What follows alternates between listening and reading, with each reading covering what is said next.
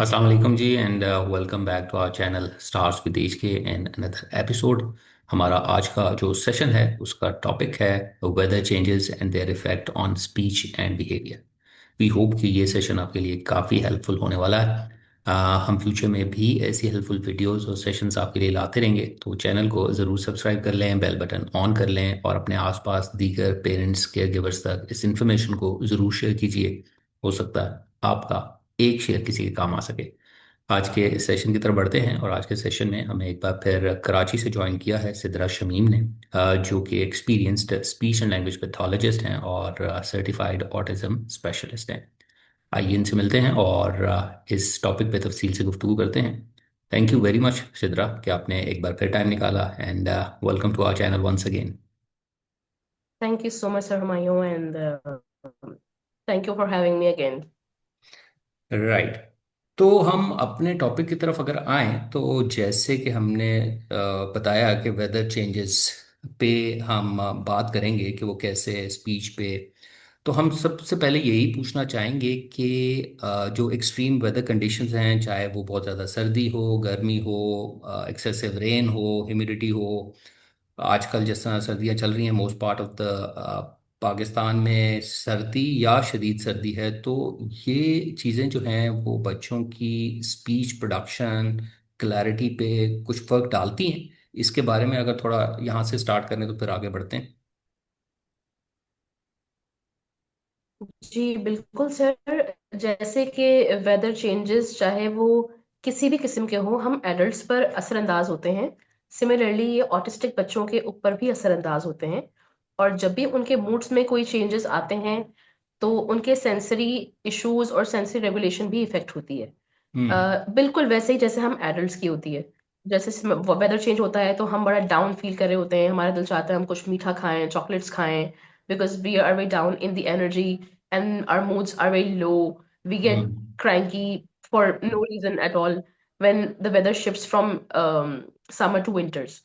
तो अब चूंकि ये ऑटिस्टिक बच्चे specially with the sensory issues बता नहीं सकते, दे आर नॉन वर्बल, तो इनके सेंसरी इश्यूज बढ़ते हैं जैसे कि हाइपर एक्टिविटी या हाइपो एक्टिविटी। हम्म। दोनों में फर्क आता है। Those children who are hypo, they would get more hypo or sometimes cranky for no reason. And those children who are hyperactive, they get very, very, very hyperactive. And their sensory issues gets triggered a little more than the usual. जैसे कि हम्म। Biting करना, mouthing करना, visual stimming या vocal stimming का बढ़ जाना। Vocal stimming में बहुत ज्यादा आवाजें निकालना और अब आवाजों के साथ साथ बेइंतहा राइमिंग करना। ये सब मसले मसाइल जो हैं वो आना शुरू होते हैं रिलेटेड टू स्पीच। अच्छा, हम्म। बाज बच्चे जो वर्बल होते हैं वो वर्बल होने के साथ साथ कुछ दूसरी तरफ तरीके की भी आवाजें निकाल रहे होते हैं, जैसे कि टीथ ग्राइंडिंग करना। और जो उनकी प्रोग्रेस होती है वो बाजू का लगता है कि रिग्रेस हो गई है। ओके। अल्फाज होने के बावजूद भी वो बोल नहीं रहे होते। They have a lot of vocabulary but they are unable to express because they don't feel like talking. And specially when they get affected with weather changes, like उनको इन्फ्लुएंजा अगर हिट कर जाए, जैसे कि it's very common in Karachi. यहाँ pollution बहुत ज्यादा है, डस्ट एलर्जी बहुत ज्यादा है। जो बच्चे अस्थमा के पेशेंट्स होते हैं या जिनको हम्म। एलर्जीज बहुत ज्यादा होती हैं, या कोई भी वायरल इन्फेक्शन कराची में फ्लोट होता है, तो वो बच्चे फौरन से इफेक्ट होते हैं। और हम्म। जब वो इफेक्ट होते हैं, उनको नजला जुकाम खांसी होती है, तो डेफिनेटली उनको एंटीबायोटिक्स पर जाना पड़ता है। तो एक तो उनका इम्यून सिस्टम बहुत खराब होता है, and having the sensory issues plus autism plus influenza and having a knows block and having breathing issues, they get really, really, really upset. मतलब it hmm. gets very difficult for these to handle these children in the clinic because they're getting very cranky and उनके behaviors उनको modify करना और उसके साथ उनके साथ काम करना, it gets very difficult. तो हम्म। हम पेरेंट्स को यही काउंसिल करते हैं कि जब तक बच्चा बीमार है, फर्स्टली तो it's very you know unhygienic के बच्चा इस कंडीशन में आए, क्योंकि वो सब जगह और सब लोगों को ही इफेक्ट कर रहा होता है, स्पेशली द थेरेपिस्ट। मतलब I most of the time I get affected a lot of times, क्योंकि हम्म। बच्चे के साथ बहुत हमें क्लोज काम करना होता है। We can not wear mask. If you are going to wear mask, how is the child going to see the lip hmm. Movement and everything. Hmm. तो हमें बहुत ओपनली काम करना पड़ता है बच्चों के साथ। तो सबसे पहले थेरेपिस्ट ही इफेक्ट हो जाता है। हम्म थेरेपिस्ट के साथ साथ उस रूम में जो जो बच्चा थेरेपी लेने आ रहा है उसके जर्म्स उसमें भी ट्रांसफर हो रहे हैं। तो ये मसले मसाइल बहुत आते हैं। ये तो हम्म एक तरफ बात हो गई। लेकिन उसके अलावा जो बच्चे के मसले मसाइल आते हैं वो बहुत ज्यादा क्रैंकी होने की वजह से वो उस जगह पर आना नहीं चाह रहा होता। जब हम्म वेरी नेक्स्ट डे वो बच्चा सेशन लेने के लिए आता है तो उसको वही सारी एनर्जी और वही सब ट्रांसफर होता है वहां से, रूम से। और वो उस रूम को देख के डर रहा होता है कि मेरे साथ दोबारा से वही काम होगा। अच्छा, अब हम्म चूंकि जो बच्चे स्पेशली प्रॉम्प्ट पर होते हैं उनके साथ काम करने में बहुत प्रॉब्लम आती है। Because we have to touch the mouth, we have to hmm touch the lips and do the massages and everything. तो ये सब हम कुछ नहीं कर पाते, हमें सेशन पूरा प्ले बेस लेके चलना पड़ता है। एंड हम विजुअल कार्ड्स के थ्रू जितना हम कोशिश करते हैं कि बच्चे को थ्रू विजुअल इमिटेशन ही हम उसको एंगेज कर सकें। तो हम्म इट्स बेटर कि पेरेंट्स उसमें ना लाए, बिकॉज उसमें बच्चा परफॉर्म नहीं कर पा रहा होता। हाँ, they can take the occupation therapy and the behaviour therapy, but particularly speech therapy, it gets very very difficult for a therapist to work with these children. So yeah. Hmm. अच्छा, ये बताइए कि ये स्पीच फोकस ज़्यादातर बात हमने की, तो ऐसी वेदर कंडीशंस में ये भी वजह बन सकती है बच्चे के बिहेवियर इश्यूज में भी, या उन पे जो बिहेवियर इश्यूज पे जो काम हो रहा था, जो प्रोग्रेस चल रही थी, वो भी मुतासर हो सकती है बिकॉज ऑफ दिस एनवायरनमेंट या इन चेंजेस की वजह से? इस पे अगर थोड़ी सी रोशनी डालें। जी, बिहेवियर्स बहुत हद तक मुतासिर होते हैं। बिहेवियर्स इस तरीके से मुतासिर होते हैं कि बच्चा जिस तरीके से अपना 100% इनपुट देता था वो नहीं देता। क्योंकि मोस्टली बच्चा एंटीबायोटिक्स पे या एंटी एलर्जीज पर होता है, तो वो बच्चा मोस्टली जोन आउट होता है। तो उसकी अटेंशन को 100% एंगेज करना सेशन के दौरान, इस पूरे पीरियड में जब तक वो इस इन्फ्लुएंजा से या इस वेदर चेंजेस के इफेक्ट से इफेक्टेड हुआ होता है, मसले मसाइल आते हैं। बिहेवियर थेरेपिस्ट भी उसमें सफर करता है, ऑक्यूपेशन थेरेपिस्ट भी कहीं ना कहीं सफर करते हैं, बट ऑक्यूपेशन थेरेपिस्ट उससे काम निकाल लेता है इन अ लॉन्गर रन, क्योंकि वो फिजिकल एक्टिविटी में बच्चा कहीं ना कहीं इंगेज हो जाता है। लेकिन हाँ, हम्म बिहेवियर थेरेपिस्ट और स्पीच थेरेपिस्ट काफी हद तक उसमें मुतासिर होते हैं, क्योंकि बच्चे के बिहेवियर्स इतने ज्यादा आ रहे होते हैं। परफॉर्म नहीं करना, रोना बहुत ज्यादा, और बात को कमांड फॉलोइंग ना करना, और मल्टीपल कमांड्स देने पे बच्चा क्रैंकी हो जाता है या बच्चा बिहेवियर थ्रो करने लगता है और बच्चे के मेल्टडाउन्स आ जाते हैं। हम्म तो अब चूंकि he is going through a lot of things, तो इट्स ऑलवेज एडवाइज्ड, और हम भी ये प्रैक्टिस करते हैं कि कुछ ना कुछ सेंसरी इनपुट के साथ, कोसी कॉर्नर में, कंफर्ट जोन में, सेंसरी लाइट्स के साथ, शेविंग फोम, थेराप्यूटी का थोड़ा थोड़ा 5 मिनट्स 10 मिनट्स का इनपुट देकर हम बच्चे के साथ सेशन को इन्वॉल्व करें और उसमें एक सेंसरी ब्रेक लाजमी दें, ताकि हम्म वो ओवरवेलम ना हो जाए मल्टीपल कमांड्स के साथ, either hmm in speech therapy और आइदर इन बिहेवियर थेरेपी। और बिहेवियर्स को मॉडिफाई करने के लिए there are different techniques, but still we recommend कि बच्चा उस टाइम कि जितना कम से कम कमांड्स ले बेहतर है। ज्यादा से ज्यादा वो हम्म सेशन बेस्ड रहे और ज्यादा से ज्यादा बच्चा physically engage हो, rather focusing on the auditory and verbal commands, hmm because regulation में मसला आता है। बच्चा रेगुलेट नहीं कर पा रहा होता उसको, वो just keep yourself there कि आपने एक एंटी एलर्जिक ली हुई है and you're sleepy and you're drowsy, and somebody, hmm your boss is asking you to make three multiple files in Excel hmm sheet and write a 500 words article, या आपको आज एक बुक फिनिश करने को मैं दे दूं और you have taken any anti allergic, तो how would you feel? You will not be able to concentrate. अब जब राइट। कॉन्सेंट्रेट नहीं हो रहा तो डेफिनेटली आप उससे काम करवा रहे हो, तो वो अब बोल तो सकता नहीं है बच्चा, तो डेफिनेटली वो अपने बिहेवियर से ही अपना रिस्पॉन्स देगा कि मुझे यहाँ नहीं रहना या मुझे थोड़ा स्पेस चाहिए, I don't want to work. So this is how the hmm. child functions in these days when the sensory issues are high and when the weather has affected the child.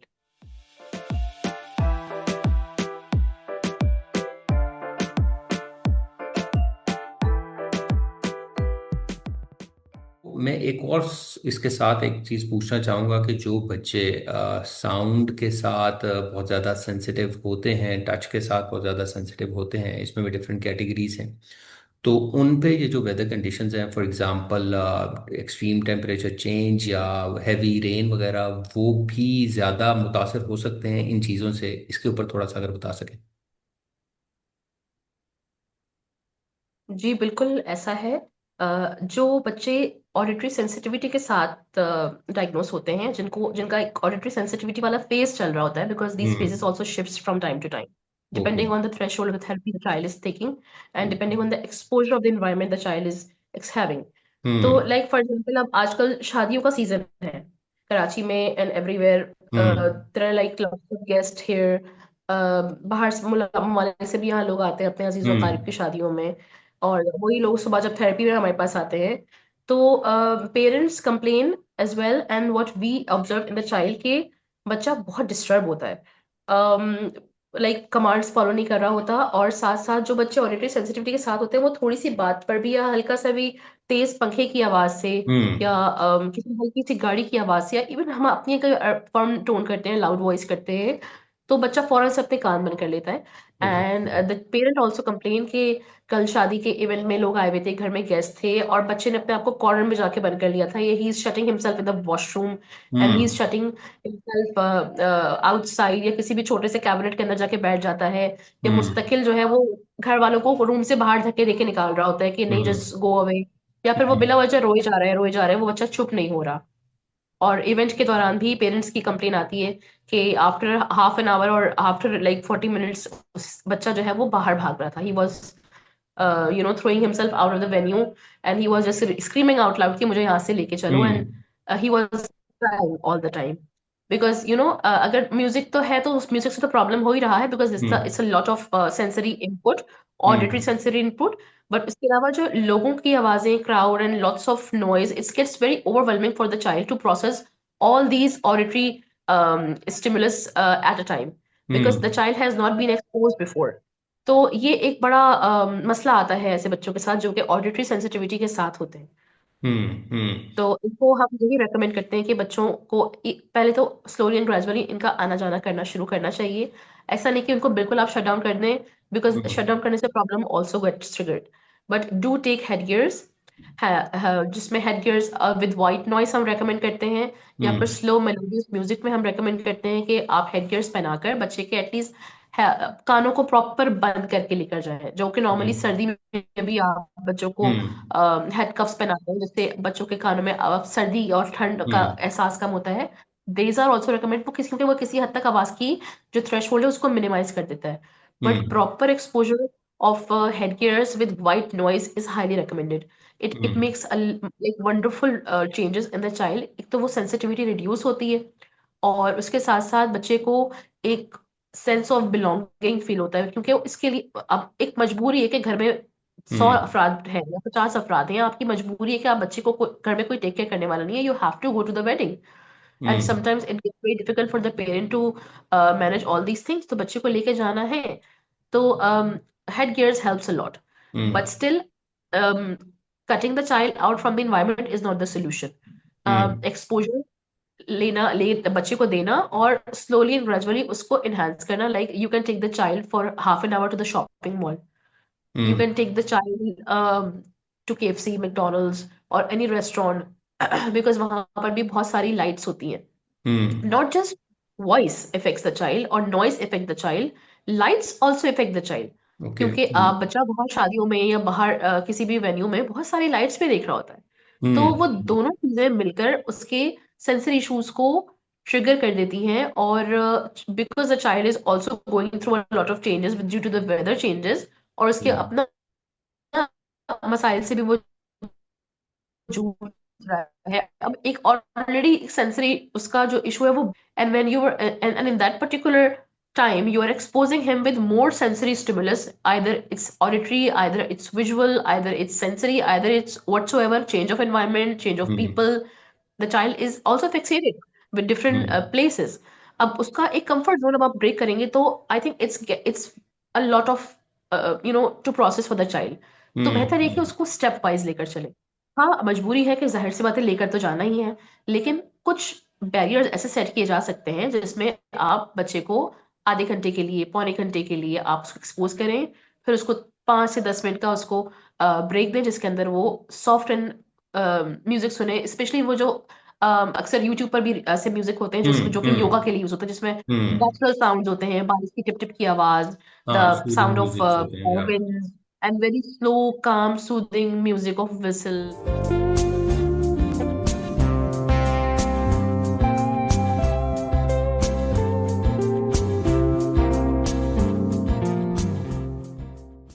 अच्छा, next मैं ये पूछना चाहूँगा कि ये इसके बिल्कुल opposite वो कंडीशन है कि इन वेदर चेंजेस की वजह से स्कूल्स या सेंटर्स क्लोज हैं और वो कंफाइंड है घर पे। तो अब इस सूरत हाल में भी उसकी जो है इन्वायरमेंट कह लें या उसकी रूटीन सारी चेंज हो गई। तो उसकी वजह से कि वो बिल्कुल आइसोलेट सा हो गया है बाहर की इन्वायरमेंट से, एक्सपोजर उसका बिल्कुल ख़त्म हो रहा है।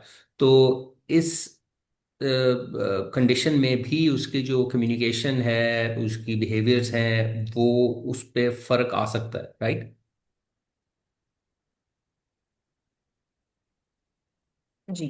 हम यही रेकमेंड करते हैं पेरेंट्स को कि जो बच्चे का रूटीन है उसको डिस्टर्ब ना करें, रूटीन को हम्म। फॉलो रखें। अगर स्कूल गोइंग बच्चा है या थेरेपी गोइंग बच्चा है तो नॉर्मली थेरेपीज तो बंद नहीं होती। ओके। पेरेंट खुद ही अपनी जाती मसरूफियात की बिना पर थेरेपीज रोक देते हैं। तो ओके। हम पेरेंट्स को यही रेकमेंड करते हैं कि थेरेपीज ना रोकें। या हम्म। अगर थेरेपी रोक दी है किसी भी वजह से, लाइक आपको कहीं ट्रैवल करना है, तो definitely you can not take therapy. तो हम्म। अपने साथ वो टूल्स लाजमी रखें, या एटलीस्ट बच्चे के साथ 30 मिनट्स 40 मिनट्स काम जरूर करें, हम्म। उसको लेकर बैठें, उसके साथ बात करें। जो थेरेपी में गोल सेट किए हैं आप उनको घर में लाजमी लाजमी फॉलो करें। और बच्चे का जो सेंसरी ब्रेक है या बच्चे के जो प्रोटोकॉल्स हैं जिसमें जो उनके ऑक्यूपेशन थेरेपिस्ट ने गोल्स उनके सेट किए हैं, उसमें से जो जो चीजें घर पर प्रैक्टिस की जा सकती हैं वो आप लाजमी करें। हम्म। कुछ नहीं हम्म। कर सकते तो एटलीस्ट बच्चे को पार्क तो लाजमी लेकर जाए, उसके राइट। साथ उसको प्ले टाइम लाजमी दें। Wherever you are you can have a park, you can even go for a walk. आधे घंटे की वॉक तो लाजमी कराएं बच्चे को ताकि वो सेल्फ रेगुलेट कर सके, क्योंकि वो चेंज ऑफ एनवायरनमेंट उसके लिए एक बहुत बड़ा ट्रॉमा होता है। I hmm. remember they were like these days I'm having a lot of parents. अभी खैर न्यू ईयर में तो अब कम हो गया, बट प्रीवियसली जो दिसंबर का लास्ट वीक था हम्म। उसमें we were having a lot of parents who were coming for weddings, or those who were coming to hmm. visit their parents on winter vacations. तो parent visit us and they said कि ये बच्चा फला फला country में therapies ले रहा था और वहां पर ही और she was very very settled. And जब हम्म। हम यहाँ पर आए हैं तो ये ना बच्चा बैठ रहा है ना आई कांटेक्ट दे रहा है, सिर्फ नोच रहा है, इवन बच्चे ने काटना भी शुरू कर दिया है। And the child hmm. Is throwing and hitting and we are unable to understand कि ये चीजें तो कभी हमने देखी ही नहीं, अब ये ऐसे क्यों कर रही है या कर रहा हम्म। है। सो द प्रॉब्लम इज कि when you are travelling to some other place, आपने अपना कंफर्ट जोन छोड़ दिया, आपका बेड चेंज हो गया, आपकी जगह चेंज हो गई, आपका पूरा एनवायरनमेंट चेंज हो गया। फिर एक हवा होती है, पानी है, खाना है, पीना हम्म। है, टेस्ट है, and you are getting exposure with different people, those who you have not seen, the child has hmm. not seen. So it's very difficult for a child to regulate. अब जब वो रेगुलेट नहीं कर पा रहा तो definitely वो कहीं ना कहीं तो एक्सप्रेस करेगा। उसकी एक्सप्रेसिव हम्म। लैंग्वेज जो है वो बिहेवियर्स के थ्रू ही आती है। हाँ, मैं ये भी तो पूछना चाह रहा था आपसे कि मतलब कैसे पेरेंट्स जो हैं वो ये फिगर आउट कर सकते हैं कि या ये चेंजेस जो हैं ये वेदर रिलेटेड हैं, इन्वायरमेंट रिलेटेड हैं, या बच्चे की अपनी जो डेवलपमेंटल इश्यूज हैं उनकी वजह से हैं? वो कैसे सेग्रीगेट कर सकते हैं, या इस बारे में क्या टिप्स हैं? ये तो बच्चे को बहुत क्लोजली मॉनिटर करने के बाद ही समझ में आता है। और and hmm. Having the right education, तभी आप समझ सकते हैं। अदरवाइज हम्म। पेरेंट्स को समझ में नहीं आ रहा था, those who are new on the journey, और those who are not being consulted with the therapist, और दोज जो who are just sending the children to the therapist and they are not meeting the therapist. Hmm. Because identification जो है वो एक therapist ही कर पाता है, right, in hmm. A writer वे। और राइट। आइडेंटिफिकेशन होती कैसे है, मैं उसके कुछ पॉइंट्स आपको बताती हूँ।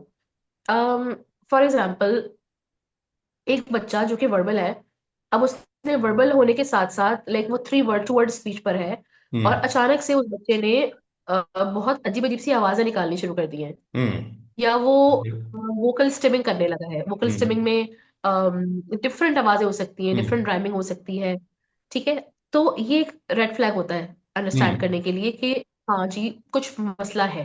हम्म। अम, या बच्चा खुद ब खुद से ही खामोश हो गया, बोलता हुआ बच्चा चुप हो गया है हम्म। और वो कम्युनिकेट नहीं कर रहा है। ओके। तो ये एक बड़ा इंपॉर्टेंट रेड फ्लैग होता है कि पेरेंट को अंडरस्टैंड करना चाहिए कि इस वक्त कुछ ना कुछ चीजें ऐसी हो रही हैं जो कि या तो ज्यादा हो रही हैं या कम हो रही हैं। Either the child is not hmm. Taking the right stimulus और द हम्म। राइट थेरेपी और the right exposure of the environment, या फिर something is missing. Hmm. This is the first red flag you have to see. Hmm. Secondly, बच्चे की drooling start हो गई है for no reason. Okay. और ये बच्चा कभी ड्रूलिंग नहीं करता, या फिर बच्चा बहुत ज्यादा टीथ ग्राइंडिंग कर रहा है, और टीथ ग्राइंडिंग के साथ साथ बच्चे ने मुस्तकिल माउथिंग स्टार्ट कर दी है, कोई भी हम्म चीज है वो बच्चा मुंह में ले रहा है। हम्म द सेकंड रेड फ्लैग इसके बच्चे के ओरल सेंसिटिविटी बढ़ गई है। ओरल हम्म सेंसिटिविटी बढ़ने की वजह could be whatever reason, mostly the weather, और क्या पता उसकी थेरेपीज में कुछ इशू आ रहा हो, हम्म बट मोस्टली वेदर चेंजेस के बाद बच्चे की ये मसले मसाइल आते हैं। हम्म अगर उनकी प्रॉपर मसाजेस नहीं हो रहे, या ठंड की वजह से पेरेंट्स ने ब्रशिंग करवाना छोड़ दी है, ये भी एक हम्म बड़ा प्रॉब्लम है पेरेंट्स का, कि नहीं जी ठंड हो रही थी, बच्चा सुबह उठा लेजी हो रहा था, मैं भी लेजी हो रही थी, चलो कल ब्रश करवा देंगे। हम्म कल आते आते वो कल आई नहीं, और बच्चा एक हफ्ते से ब्रश ही नहीं कर रहा। हम्म एक्सक्यूज मी। अब जो बच्चा ओरल सेंसिटिविटी के साथ है, जो बच्चा ओरल वाइब्रेशंस ले रहा है, या उसकी मसाजेस चल रहे हैं, और जो अभी वोकलाइजेशन की तरफ उसका कदम चल रहा है, अभी हम प्रॉम्प्ट पर हैं, या बच्चा सिर्फ अभी पहले या दूसरे वर्ड्स पर है, तो उसके लिए प्रॉपर सेंसरी इनपुट देना इज मैंडेटरी। अब हम्म सर्दी की वजह से या फॉर व्हाट्सएवर रीजन आपने उसका ब्रश करवाना छोड़ दिया, और बच्चा मुंह नहीं खोल रहा, ठीक है, हम्म और या फिर उसके अचानक से पेरेंट्स ये भी कंप्लेन करते हैं कि ये खा रहा था सब कुछ और अब इसने खाना छोड़ दिया है, हम्म बच्चा कुछ खा नहीं रहा, हम्म सिर्फ दूध पिए जा रहा है या सिर्फ क्रंच खाया जा रहा है, these are also the red flags के whether hmm changes has affected the child's oral sensitivity. ठीक है। ओके ओरल सेंसिटिविटी पे एक हमने बहुत डिटेल टॉपिक पहले भी डिस्कस हम्म किया था। वो बिल्कुल सब चीजें बच्चे की इन वेदर चेंजेस से बहुत ज्यादा इफेक्ट होती हैं। और हम्म ड्रूलिंग, ड्रूलिंग ऑल्सो अकर्स, कि वो बच्चे जो मोस्टली हाइपो होते हैं या फ्लैसिड टोन के साथ होते हैं, उनकी उनकी ड्रूलिंग बेइंतहा बढ़ जाती है। और हम्म ड्रूलिंग के साथ साथ कुछ बच्चे स्पिटिंग भी शुरू कर देते हैं, okay they start playing with their saliva and those, जो बहुत ज्यादा सीक कर रहे होते हैं, those children who are seekers in sensory stimulus, वो उनकी स्पिटिंग भी बढ़ जाती है। तो ये हम्म सारे रेड फ्लैग्स हैं जो कि हमें देखने होते हैं, कि either it is because of any behaviour adaptation, number one, कि बच्चे ने किसी से बिहेवियर अडेप्ट कर लिया है, स्कूल जा हम्म रहा था या कहीं देखा उसने स्पिट करते हुए और उसने उसको बिहेवियर को एक्सेप्ट कर लिया, देख लिया और उसको एक्सेप्ट कर लिया, या फिर कोई इसका कहीं एक्सपोजर नहीं हुआ, किसी डिफरेंट एनवायरनमेंट में नहीं हुआ, और बच्चे ने खुद ब खुद ही ये चीजें स्टार्ट कर दी जो उससे पहले कभी नहीं की। तो hmm these are the trigger elements जिस पे हम आइडेंटिफाई कर सकते हैं कि it is because of the weather change. और फिर हम्म उसके साथ उसका सोल्यूशन ये है कि आपने प्रॉपर जो जो चीजें मिसिंग हैं उसके मसाजेस, आप सबसे पहले तो थेरेपिस्ट से कंसल्ट करें, आप आइडेंटिफाई कराएं कि आया या ये हम्म हो किस तरह से नहीं है। और हम्म थेरेपिस्ट जो आपको गाइडलाइन दे रहा है, चाहे वो आपने मसाजेस मिस किए हैं, चाहे वो आपने ब्रशेस मिस किया है, या आपने उसको डीप कंप्रेशन नहीं दिया है, या व्हाटसोएवर उसका प्रोटोकॉल था फॉलो नहीं किया है, उसने उसकी आप कितनी फ्रीक्वेंसी में देना है, कितना टाइमिंग आपने बढ़ाना है, आप वो लाजमी उसको स्टार्ट कराना शुरू करें। और आप right, जहां भी हैं कहीं भी हैं, आपने ये चीज मिस नहीं करनी, क्योंकि हम्म रिग्रेशन आता है तो फिर रिग्रेशन को ठीक होने में कम से कम भी महीना लग जाता है। तो खैर मिस सिद्रा ने ओरल सेंसिटिविटीज़ का जिक्र किया, तो वो अगर कोई देखना चाहता है वो वाला सेशन, तो वो हमारा जो चैनल है उसकी प्लेलिस्ट है स्पीच थेरेपी से रिलेटेड, उसमें वो सेशन भी आपको मिल जाएगा और भी डिफरेंट टॉपिक्स हैं। ओके, लास्ट में मैं एक चीज़ पूछना चाहूँगा कि इन कंडीशंस, वेदर चेंजेस, स्पीच से रिलेटेड, कम्युनिकेशन से रिलेटेड, बिहेवियर से रिलेटेड हमने डिस्कस की कि क्या क्या इश्यूज आ सकते हैं, और थोड़ी सी हमने रिकमेंडेशन भी दी आपकी आपने कि उससे प्रोफेशनल से हेल्प लेके उसके ऊपर काम किया जा सकता है। आखिर में मैं ये पूछना चाहूँगा कि क्या प्रैक्टिकल टिप्स हो सकती हैं या क्या मजीद किया जा सकता है कि बच्चे को कंफर्ट दिया जाए, तो क्या स्ट्रैटेजीज हो सकती हैं उन पे, अगर थोड़ी सी हम आखिर में कंक्लूड कर सकें पेरेंट्स के लिए, और फिर हम इसको सेशन को एंड करते हैं। सबसे important, go back to your roots. हमारे नाना दादा क्या करते थे, हमारे अम्मी अबू क्या करते थे।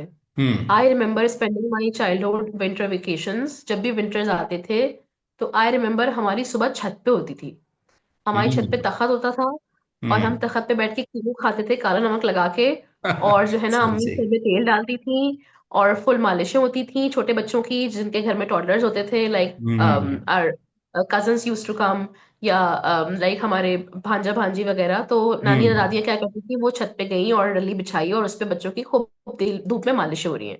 Right right. This is the hmm never leave what your roots और what your ancestors has been doing. Hmm यही चीजें मिस हो गई हैं बच्चों में, क्योंकि इनसे क्या था कि बच्चे की इम्यूनिटी स्ट्रांग होती थी, विटामिन डी पूरा मिलता था, मालिश होती थी, ऑलिव ऑयल, हम्म। प्रॉपर उसका मॉइस्चराइजेशन, ऑर्गेनिक ऑयल्स बॉडी में जज्ब होते थे, हड्डियां मजबूत हम्म। होती थी, राइट। देसी घी खिलाया जाता था, मखाने और पंजीरी एंड स्टफ, हम्म। ये हम्म। सब बच्चों को खिलाए जाते थे। I remember eating all my childhood, हमारे यहाँ लड्डू बनते थे, हम्म। और हम वो खाते थे। अभी राइट। यही चीजें सप्लीमेंट एडवाइजर्स हम्म। और जितने भी हमारे जो हर्बल प्रोडक्ट सेलर्स हैं, वो सब उसी को बेच रहे हैं। हाँ, तो सही है। वो इट कम फ्रॉम, ये हम्म। सब तो हमारी पुश्तें सदियों से करती आ रही हैं। हम्म। प्रॉब्लम ये है कि हमने उसको करना छोड़ दिया। ठीक हम्म। है, हम्म। सर्दी हो चाहे गर्मी हो, हम बारिशों में भी नहाए हैं, हमने मट्टी में भी खेला है, हमने पिट्ठू गरम भी खेला है, हमने कंचे भी हम्म। खेले हैं, हमने हम्म। पहलूस खेला है, हमने भागना दौड़ना सब कुछ किया है। हम्म। आज का बच्चा कुछ नहीं जानता इन गेम्स के बारे में। हम्म। मतलब अगर वो प्ले लैंड में आधा घंटा भाग लेते हैं, तो चेज कर लेते हैं, तो it's like a, oh my god, it's a wonder, आज हम भागे थे and we were chasing and you know it it was amazing, और आज हमने बर्फ में खेला hmm. And stuff. Children are talking like taboos. तो हम्म। ये एबनॉर्मेलिटी किसने पैदा की? लोग हम्म। अपार्टमेंट्स में रहते हैं, अनफॉर्चुनेटली उनको धूप नहीं मिलती, उनके बच्चे पूरा पूरा साल, लाइक बच्चे 2-2 साल के हो जाते हैं, वो कमरे से बाहर नहीं निकलते, उन्होंने कभी हम्म। धूप का एक्सपोजर नहीं लिया हुआ होता। I remember a child came to my clinic and उसको हमारा प्ले एरिया बना हुआ है, तो हम उसको छत पे लेकर गए थे। हम हम्म। वहां पर प्ले एरिया में बच्चों को प्ले करा रहे थे। तो वो बच्चा आधे घंटे के बाद उसका टेम्परेचर हाई हो गया, और उसको हमें फिर फौरन घर पे बताना पड़ा कि इसको एकदम से बुखार क्यों हो गया। The child was fine. Hmm. The problem was कि बच्चे को धूप की आदत नहीं थी, वो धूप से इतना सेंसिटिव हो गया, बिकॉज बता तो सकता नहीं था, नॉन नॉर्मल था। हम्म। पता चला कि उस बच्चे ने कभी धूप ही नहीं देखी, वो बच्चा खूब ओके। घर के अंदर रहता था with meds and with caretaker. So hmm. The main thing is कि बच्चे को सनलाइट का एक्सपोजर देना बहुत इंपॉर्टेंट है। बच्चे को देसी घी देना, ऑलिव ऑयल देना, नट्स खिलाना, flax seeds, pumpkin seeds, they are highly rich in omega 3 fatty acids. मछली खिलाना, राइट। सर्दियों में लोग रोजाना घरों में मछलियां बना करती थी, अभी भी आई थिंक कुछ घर में होती होंगी, बट पेरेंट नहीं खिलाते। अगर बच्चा हम्म। पिकी ईटर है, आई अंडरस्टैंड, सेंसरी इश्यूज वाले बच्चे को वेरी ट्रिकी, आप ऑरेंज जूस भी नहीं पिला सकते क्योंकि उसका पल्प वो लेता ही नहीं है, उसको हम्म। समझ ही नहीं आता, वो बच्चा स्पिट करेगा। तो हम्म। उसके लिए राइट डोजेज ऑफ सप्लीमेंट अपने सप्लीमेंट एडवाइजर से लें। ओमेगा हम्म। 3 लाजमी दें, फिश ऑयल लाजमी दें। कुछ नहीं दे सकते तो एटलीस्ट जैतून का तेल तो एक चमचा पिला सकते हैं, उसके हम्म। खाने में, उसके दलिया में, उसके ओट्स में। जो भी खा रहा है बच्चा फ्राइड, उसको ऑलिव ऑयल लाजमी दें। जो हम्म। ग़िज़ाइयत नेचर में है, जो नट्स में है, जो अच्छा, अगर अच्छा बच्चा पिकी ईटर है, फ्रूट नहीं खा रहा, तो उस हम्म। फ्रूट के रिप्लेसमेंट में you can take any other supplement, vitamin C को घोल कर दें, गमीज हैं। हम्म। तो हम्म। इम्यूनिटी पर बहुत जरूरी है कि बच्चे के काम किया जाए, क्योंकि राइट। जब इम्यूनिटी अच्छी होती है, तो मसले मसाइल कम से कम होते हैं। जो हम्म। बच्चे मैंने देखा कि सेंसरी इश्यूज के साथ थे, उन पे राइट काम हुआ, उनके गैग पे काम हुआ, उनके स्वॉलिंग डिसऑर्डर्स पे काम हुआ, और वो बच्चे गोश्त खाने लगे। मैं क्लिनिक में देखती ओके। हूँ, गोश्त खाने वाले बच्चे कभी फ्लू के साथ नहीं आते, साल में एक दफा फ्लू के साथ आएंगे। और जो ओके। पिकी ईटर्स हैं, वो थेरेपी पे आते ही नहीं है, क्योंकि हम्म। Every single day parent phone कर रहा है, जी बच्चे की तबीयत खराब है, बहुत बुरा बुखार हुआ है, फ्लू हुआ है, जी the child is coughing badly, he is having a hmm. Very bad cough, we can not bring the child, he is very very sick. And hmm. when he comes back, तो उसको वहीं zero से start करना पड़ता है, वो सारा पिछला काम जाया हो चुका हुआ होता है। हम्म। बट हम्म। ना पेरेंट उसको धूप दे रहा है, ना पेरेंट उसकी किसी गट पे काम कर रहा है, ना उसको प्रोबायोटिक्स दिए जा रहे हैं। इवन उसके साथ कुछ भी नहीं हो रहा, वो सिर्फ वही दूध का फीडर पिए जा रहा है, पिए जा रहा है, पिए जा रहा है। तो that is the main problem. when when the gut is not right, the hmm. child brain is not right, and when the gut get disturbed, child speech gets disturbed. I always ask the parent, जो भी मेरे पास assessment के लिए आते हैं, the first question I ask कि बच्चा खाता क्या है और बच्चे का गट कैसा है। Either the child is constipated or the child has diarrhea. गट का ठीक हम्म। होना बहुत इंपॉर्टेंट है। जब तक पेट सही नहीं होगा, बच्चे का ब्रेन सही काम नहीं करता, इवन हम काम कर भी रहे होते हैं तो उसका वैसा रिजल्ट नहीं आता। Okay. Then with again refer the parent to go for a paediatrician और गो फॉर एनी सप्लीमेंट, जाके उससे उसके जो पेट के मसाइल है वो ठीक हो। तो अगर पेट हम्म। के मसाइल बच्चे के हैं, जो कि पिकी ईटर्स हैं, जो कि सेंसरी इश्यूज, अच्छा पेट के मसाइल भी बढ़ते हैं when the hmm. Weather changes. Okay. The child usually gets constipated, or the child is having problem in digesting food. He is getting having gastric issues. छोटे छोटे बच्चे, 2 2 साल के बच्चों के साथ भी ये मसले आते हैं, हम्म। क्योंकि the child is getting lazy. Mama ने उसको बंद करके रखा हुआ है, वो सारा वक्त बेड पे लेटा हुआ है, सो रहा है, या अपने स्क्रीन टाइम में बिजी है, या घर के अंदर है, और बच्चा बाहर नहीं जा रहा। बाहर नहीं जा हम्म। रहा इट मीन्स वॉक नहीं कर रहा, वॉक नहीं कर रहा मीन्स ऑलरेडी उसका देखिए सर्दियां हैं, आपको स्वेटिंग तो हो नहीं रही, बच्चे की हम्म। स्वेटिंग नहीं हो रही, तो उसकी तमाम मेटाबॉलिज्म जो है वो डिस्टर्ब हो रहा है, तो हम्म। डाइजेशन में प्रॉब्लम आता है। सेंसरी इश्यूज के बच्चों के साथ तो वैसे ही इनको ज्यादा से ज्यादा वॉक एक्सपोजर और एनवायरनमेंट का एक्सपोजर देने क्यों कहा जाता है। हम्म। जस्ट कंसिडर योरसेल्फ कि अगर सर्दियां हैं, आप 2 दिन घर से बाहर नहीं निकले, तीसरे दिन you get starting having mad moods, you get mood hmm. Disorders and you want to go out for having a soup और हैविंग अ वॉक और something, because hmm. You want, your body needs it. Similarly it goes with the child, और जो sensory issues के साथ बच्चा है उसके साथ भी ये चीज ज्यादा से ज्यादा होनी चाहिए कि एटलीस्ट उसको आप एक दफा तो बाहर लेकर जाएं, उसको हवा का एक्सपोजर दें, हाँ कवर करके लेकर जाएं, बट स्टिल उसको वॉक करानी है, या उसको धूप में लाजमी लेके जाना है। Morning sunlight exposure is mandatory mandatory mandatory. जब तक ये राइट। चीजें नहीं होंगी, बच्चे के अंदर इंप्रूवमेंट नहीं आती। तो please hmm. Connect to the roots.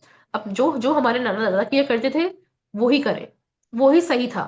यही चीज अब थेरेपी में लोग पैसे देके करते हैं, हम्म। पहले हम्म। यही हम्म। चीज घरों के अंदर रिवायत थी, वही हम्म। रिवायतें हमने छोड़ दी हैं, और इसी वजह से बच्चों में प्रॉब्लम ज्यादा से ज्यादा आ रहे हैं। राइट जी।